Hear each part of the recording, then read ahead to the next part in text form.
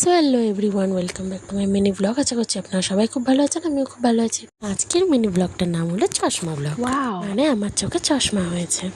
সারাক্ষণ আমার চোখটিকে ফোন নামক রাক্ষসটি গিলে গিলে আজ আমার চোখের মাইনাস পাওয়ার বৃদ্ধি পেয়েছে। এই আমার মায়ের বক্তব্য। তাহলে আমার মায়ের চোখে কেন চশমা হয়েছে? এমনি চশমা হয়ে গেছে, আমার মায়ের প্লাস পাওয়ার বৃদ্ধি পেয়েছে। চোখে একটু আধটু ঝাপসাও দেখছি।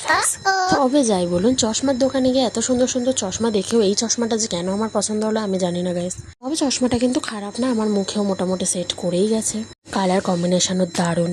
তবে সত্যি বলতে আমার একদমই ভালো লাগেনি, চশমা ছাড়াই আমার নিজেকে ভালো লাগে।